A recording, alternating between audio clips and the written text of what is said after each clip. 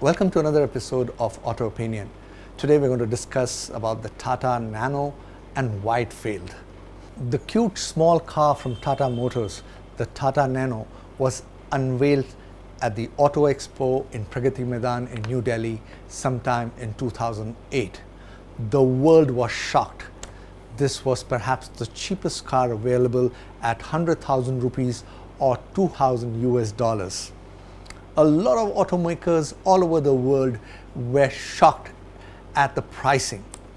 The frugal engineering adopted by Tata Motors for the Nano car motivated a lot of automakers all over the world, especially Carlos Ghosn of Renault Nissan.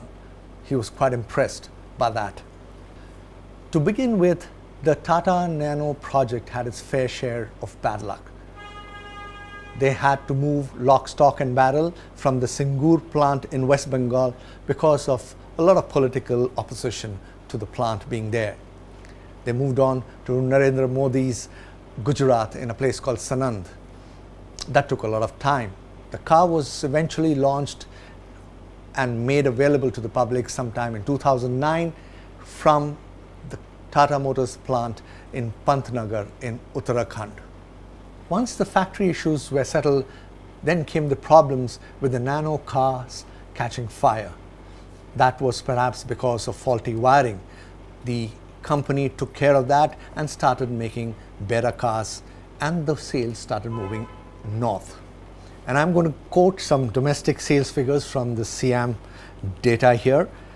From domestic sales of 30,350 units for 2009-10 financial year, sales of the Nano peaked to as much as 74,527 units in 2011-12. The sales kind of settled at around 50,000 units per annum mark, but fell drastically to 7,591 units in 2016-17 financial year. For the month of September 2017, domestic sales stood at a mere 124 units. So what really went wrong with the Tata Nano? Some say the company botched up with their marketing strategy. Some say the company botched up with the product itself. I feel it's different. In my honest opinion, the Tata Nano failed because of our egos. You heard that right. It's our egos that let this car down. Let me explain that for you.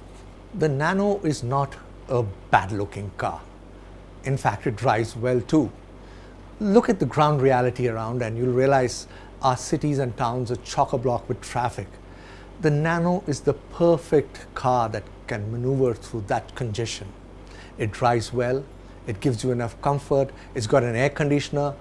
And when I say the Tata Nano is a brilliant car for the Indian roads, I really mean it. Don't ever think that this is a sponsored video. These are my very honest opinions. What really went wrong with the Nano is that it was perceived to be a poor man's car, not just an affordable car. And nobody likes the tag of a poor man. They say cars are an aspirational purchase. But remember, these aspirational purchases are based on your egos too. The poor man tags lets you down. It's like calling your car a Garib Rath. Nobody likes to be known as a Garib. Even the Garib don't like it. The poor also want to grow and become perhaps richer and more richer.